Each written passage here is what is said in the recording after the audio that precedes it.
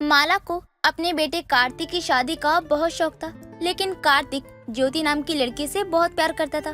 3 साल से वो लोग रिलेशनशिप में थे, लेकिन उसके पिता दोनों की शादी के लिए बिल्कुल भी तैयार नहीं थे, क्योंकि ज्योति काफी अमीर थी और अच्छी पढ़ी लिखी थी, लेकिन कार्तिक कोई काम नहीं करता था, बस दोस्तों के साथ घूमता रहता था। एक दिन ज्योति उसे फोन करती है और बोलती है, कहाँ हो तुम? कितनी देर से मैं तुम्हें फोन कर रही हूँ, लेकिन तुम हो कि मेरा फोन उठाने का नाम ही नहीं ले रहे हो। बेबी, तुम ना मुझे थोड़ी देर बाद कॉल करना। अभी वैसे मैं अपने दोस्तों के साथ हूँ तो थोड़ा बिजी हूँ। दोस्तों के साथ घूमने के सिवा तुम्हारी जिंदगी में और कौन सा काम है जिसमें तुम बिजी रहोगे? चुपचाप मेरे घर के पास वाले कैफे में आओ, मैं वहाँ तुम्हारा इंतजार कर रही हूँ अभी के अभी। अब बेबी, थोड़ी देर में आऊंगा तो चलेगा क्या? अभी कुछ देर पहले ही तो अपने दोस्तों से मिला हूँ। उनको भी थोड़ा टाइम देना, उनके साथ टाइम स्पेंड करना, ये भी तो जरूरी है ना। और ऊपर से आज तो मेरे दोस्त अविनाश का बर्थडे है। लगता है तुम्हें मेरी बात समझ में नहीं आई। मैंने तुमसे कहा कि अभी के अभी मेरे पास आओ, मतलब आओ। तुम्हारे दोस्त कौन से बहुत अच्छे हैं, उनके साथ रहते रहते तुम और बिगड़ गए हो। अरे बेबी, ऐसा मत बोलो। ये जैसे भी हैं, लीचर है, घटिया है, मक्कार है, कुत्ते हैं, कमीने हैं, लेकिन जैसे भी है मेरे दोस्त हैं। प्लीज इज्जत तो करो इनकी। इज्जत की बात तुम कर रहे हो? तुम्हारी इज्जत है क्या? चुपचाप से 15 मिनट के अंदर अंदर मेरे घर के बगल वाली कॉफी शॉप में नहीं पहुँचे तो दोबारा मुझे अपनी शक्ल मत दिखाना। नहीं नहीं, ऐसा मत बोलो। मैं अभी 10-15 मिनट में पहुंच जाऊंगा। कार्तिक इतना कहकर फोन रख देता है और अपने दोस्तों को छोड़कर ज्योति से मिलने के लिए निकल जाता है।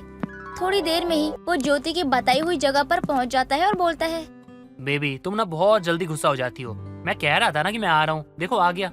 यहाँ आकर तुमने कौन सा मेरे ऊपर एहसान कर दिया है? मैंने तुम्हें ये कहने के लिए बुलाया था कि मेरे पापा हम दोनों के रिश्ते के लिए नहीं मान रहे हैं। मैंने उनको बहुत मनाने की कोशिश की है, तब जाके उन्होंने तुम्हें एक मौका दिया है। मौका? कैसा मौका? मैं समझा नहीं। देखो, मैंने अपने पापा को तुम्हारे बारे में सब कुछ बता दिया। मेरी सारी बातें सुनने के बाद उन्होंने हमारी शादी के लिए एक शर्त रखी है कि अगर तुम मुझसे शादी करना चाहते हो तो तुम्हें एक अच्छी नौकरी करनी होगी, ताकि उन्हें विश्वास हो जाए कि आगे चलकर तुम मुझे खुश रखोगे। तभी वो हम दोनों की शादी के बारे में सोचेंगे। अरे तुम पागल हो क्या? मैं बिजनेसमैन बनना चाहता हूँ। मैं चाहता हूँ मेरा खुद का बहुत बड़ा बिजनेस हो, और तुम चाहती हो मैं 40-50 हजार की नौकरी करूँ? मेरे पापा इस शहर के रिचेस्ट लोगों में से एक हैं। उसके बाद भी उन्होंने तुम्हारे सामने सिर्फ एक छोटी सी शर्त रखी है। क्या तुम मुझसे शादी करने के लिए एक छोटे सी शर्त भी पूरी नहीं कर सकते क्या? मुझे यकीन है कि तुम्हें अच्छी नौकरी मिल ही जाएगी, बस तुम एक बार दिल लगाकर मेहनत तो करो। यार एक बात बताऊं, तुम्हें भी ना मेरी बात ना समझ में नहीं आ रही लगता है। तुम क्या सोचती हो कि मैं बाकी लोगों की तरह नौकरी ढूंढ रहा हूँ लेकिन मुझे नौकरी मिल नहीं पा रही है? ओ पागल सी, मैं अभी चाहूंगा ना अभी 10 नौकरी आ जाएगी मेरे सामने, लेकिन मैं नौकरी ढूंढ नहीं रहा क्योंकि मुझे तो बिजनेस करना है। मैं तुम्हें कोई बिजनेस करने से मना नहीं कर रही हूँ, लेकिन अभी पापा ने हमारी शादी के लिए जो शर्त रखी है, कुछ दिन नौकरी करके क्या तुम उसे पूरा नहीं कर सकते? एक बाप होने के नाते वो अपनी जगह बिल्कुल सही है, और अगर तुम मेरे लिए इतना भी नहीं कर सकते हो तो मुझे भूल जाओ। मुझे वो जहाँ कहेंगे मैं वहाँ शादी कर लूंगी, बाकी मर्जी तुम्हारी है। बाय। ज्योति इतना कहकर अपने घर चली जाती है। दिन यूं ही बीतते हैं, लेकिन ज्योति की इतना समझाने के बाद भी कार्तिक पर उसका कोई असर नहीं होता और वो नौकरी ढूंढने की कोशिश बिल्कुल भी नहीं करता। एक दिन उसकी माँ माला एक लड़की का रिश्ता लेकर उसके पास आती है और बोलती है, बेटा, मुझे लड़की बहुत पसंद है, तू इस लड़की के साथ शादी कर ले।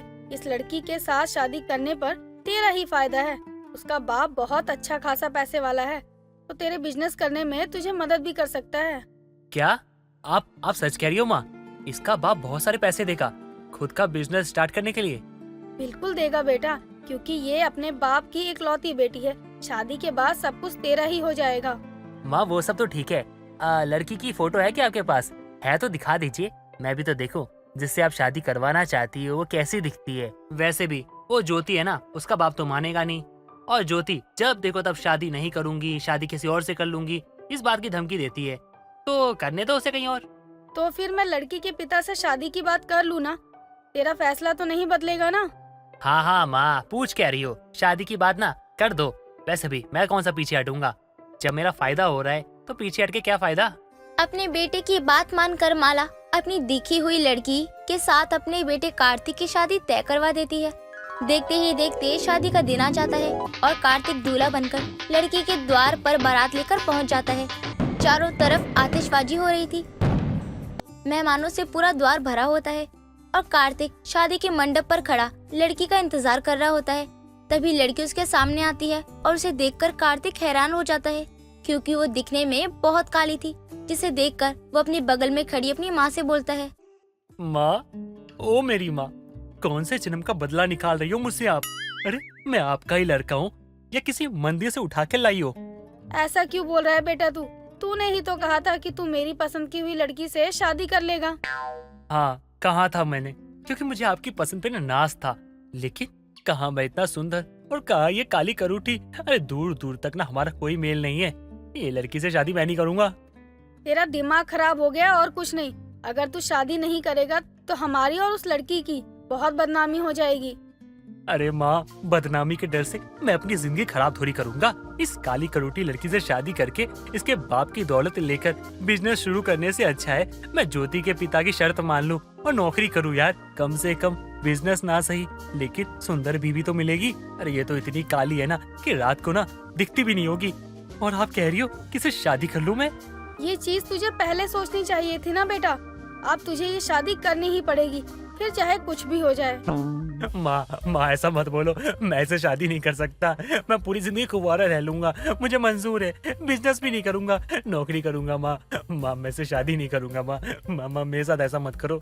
जैसे जैसे वो लड़की कार्तिक के पास दुल्हन की ड्रेस में उसके करीब आ रही थी, कार्तिक की मानो सांसें ही थम रही थी और वो अचानक से मंडप में ही बेहोश हो जाता है। लोग उसे उठाकर एक कमरे में लेकर जाते हैं और लेटा देते हैं। थोड़ी देर बाद वो अपनी आंखें खोलता है और देखता है कि कमरे में कोई नहीं है। तभी वो उठकर बैठता है और अपने आप से बोलता है, शादी के लिए हाँ कहकर मैंने दुनिया की सबसे बड़ी गलती कर दी। एक तरफ ज्योति है जिसको मैंने धोखा दे दिया और दूसरी तरफ ये है जो मेरे पीछे हाथ धो के पड़ी है। माँ आपने मेरे साथ अच्छा नहीं किया। मैं यहाँ से जाऊंगा भी तो ज्योति के पास कौन सा मुंह लेके जाऊंगा? वैसे मुंह तो एक ही है, लेकर तो यही जाना होगा। कार्तिक अपने कमरे में अकेला बैठा था, ये सब सोच ही रहा होता है। तभी ज्योति का फोन आ जाता है और वो बताती है कि उसने अपने पिताजी को शादी के लिए बिना किसी शर्त के मना लिया है। साथ ही शादी के बाद वो अपना सब कुछ उसके नाम कर देंगे। इसके बाद वो दोनों अपनी जिंदगी की नई शुरुआत कर सकते हैं। इतना सुनते ही कार्तिक मौका देखकर कार्तिक अपनी ये बारात और शादी से भाग जाता है। तभी उसकी माँ कमरे में जाती है और उसे कमरे में ना देखकर सोचती है, हे भगवान, ये लड़का अपने कमरे में नहीं है। इसका मतलब पक्का ये अपनी बारात से भाग गया। अब मैं बाहर लड़की वालों को क्या मुंह दिखाऊंगी, क्या कहूंगी कि दूल्हा भाग गया। एक तरफ बारात से दूल्हा भागने के कारण माला को बहुत ताने सुनने पड़ते हैं। वहीं दूसरी तरफ जब कार्तिक ज्योति के पास पहुंचता है तो ज्योति उसे दूल्हे की ड्रेस में देखकर हैरान हो जाती है और कार्तिक जब उसे सब कुछ सच सच बताता है तो ज्योति उसे जोरदार थप्पड़ मारकर उससे शादी करने के लिए मना कर देती है और हमेशा के लिए उसे छोड़कर चली जाती है। इस तरह से बारात से भागा हुआ दूल्हा ना इधर का रह जाता है और ना ही उधर का। डॉक्टर सविता को उसके बच्चे के मरे हुए पैदा होने की खबर देते हैं। ये सुनकर सविता बुरी तरीके से टूट जाती है और रोते हुए बोलती है, क्यों भगवान, क्यों? आखिर मेरे साथ ही ऐसा क्यों होता है? मेरे जीवन से माँ बनने का सुख क्यों ले लिया आपने? क्यों मेरी औलाद को मुझसे छीन लिया भगवान? अंकिता एक बहुत ही अच्छी लड़की थी। अंकिता 5 साल की थी जब उसे सविता ने अनाथालय से गोद लिया था। सविता की खुद की कोई संतान नहीं थी, साथ ही उसके पति की भी मृत्यु हो चुकी थी, जिसकी वजह से अब अंकिता ही उसके सब कुछ बन गई थी। एक दिन अंकिता सविता से कहती है, माँ आप मेरी नकली माँ है, मेरी खुद का तो मुझसे कभी लगाव नहीं था, शायद इसलिए मुझे अनाथालय में छोड़ दिया। पर आपने मुझे अपनी सगी माँ, मेरी माँ से भी बढ़कर मुझे प्यार दिया। मैं क्या हूँ, मेरी माँ का क्या नाम था, मैं किसका खून हूँ, कुछ नहीं पता। बस निशानी के नाम पर मेरे गले में ये एक लॉकेट है। बेटा ये तू क्या कह रही है? मेरा जो है तू है, तुमसे बढ़कर कुछ नहीं है। और अब तो तेरी शादी का वक्त आ गया है। अब मैं अपनी बेटी की शादी करूंगी। मुझे आपको छोड़कर जाना पड़ेगा क्या? बेटा ये तो प्रकृति का नियम है, हर बेटी को अपनी माँ का घर छोड़कर जाना ही होता है। ऐसे ही सविता अंकिता को समझाती है। वक्त गुजर जाता है। सविता अंकिता के लिए अच्छे अच्छे लड़के की तलाश करना शुरू कर देती है।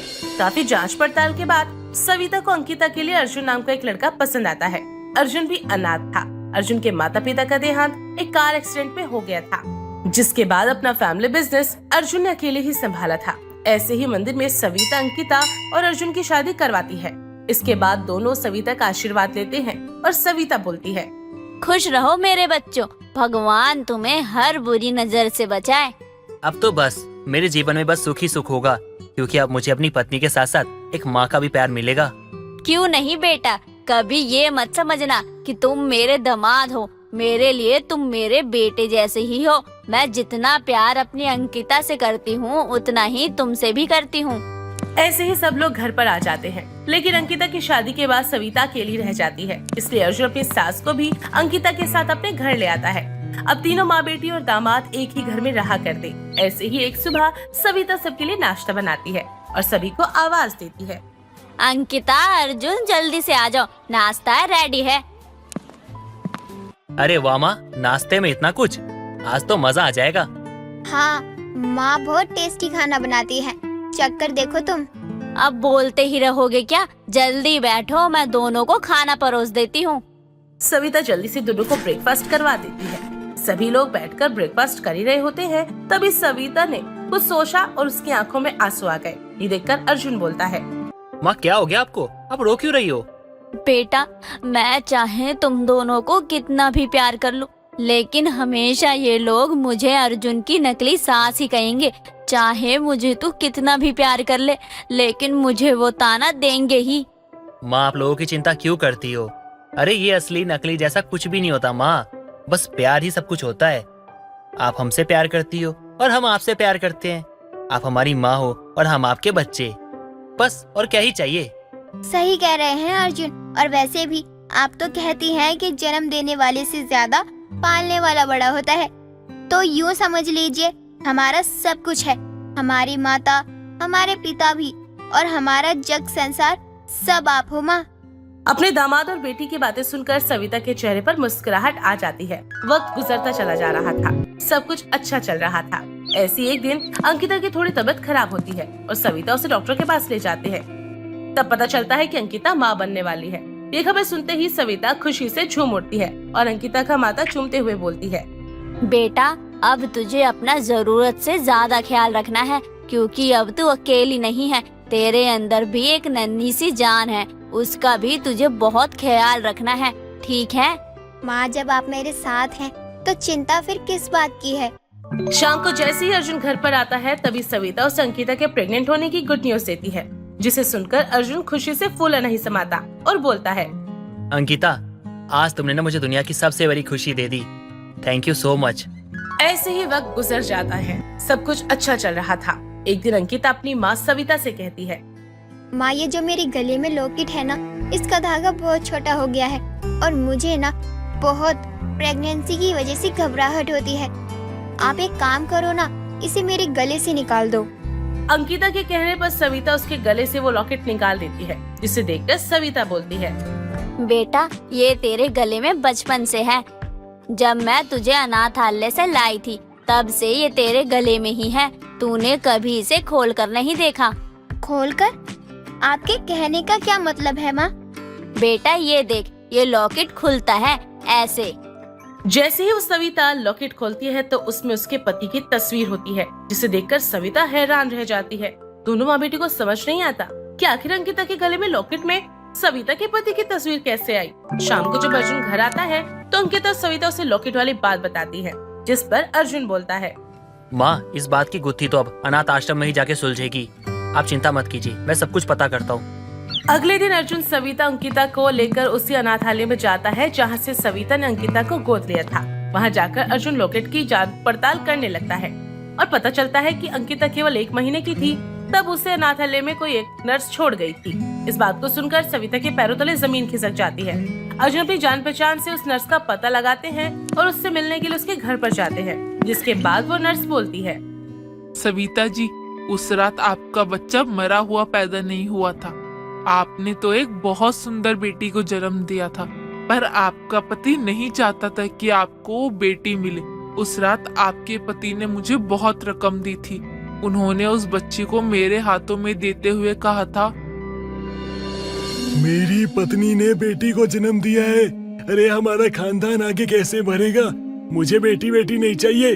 इसको तू रख और मैं तुझे बहुत से पैसे दूंगा। बस तू एक मरी हुई बच्ची लाकर मेरी पत्नी को देकर कहती हो कि उसका बच्चा मरा हुआ पैदा हुआ है। उसके बाद तू जो चाहे इस बच्ची का कर, चाहे इसको मार दे, चाहे बेच दे, चाहे कुछ भी कर, मुझे उससे मतलब नहीं है। बस ये बच्ची मेरी जिंदगी में दोबारा नहीं आनी चाहिए। उस आदमी ने इस नन्ही बच्ची को मेरी गोद में रख दिया। मैंने उस रात ही अस्पताल छोड़ दिया और उसकी डॉक्यूमेंट फाइल भी मैं अपने साथ ले आई, जिसमें उसके पिता की तस्वीर थी। उसी से मैंने ये लॉकेट बनाकर इसके गले में डाल दिया था और इसे अनाथ आश्रम में छोड़ आई। कुछ वक्त बाद मुझे पता चला कि वो आदमी भी चल बसा है। उसे उस बुरे काम का फल मिल गया था, पर तब से लेकर आज तक मैं खुद को कभी माफ नहीं कर पाई। ये सारी बातें जानने के बाद सविता और अंकिता और अर्जुन तीनों ही हैरान रह जाते हैं। अर्जुन बेटा, तू ना होता तो आज मुझे कभी नहीं पता चलता। जिस बेटी को मैं इतने सालों से पाल रही हूँ वो मेरी खुद की बेटी है। तू मेरा अपना दामाद है। मैं तेरी नकली सास नहीं हूँ, बल्कि मैं तेरी असली सास हूँ। हाँ माँ, आप मेरी असली सास हो और अंकिता की असली माँ। हमें ना माँ का प्यार सही मायनों में मिल जाएगा। मैं बहुत खुश हूँ माँ। अब तो हमारे घर में सिर्फ खुशियाँ ही खुशियाँ होंगी।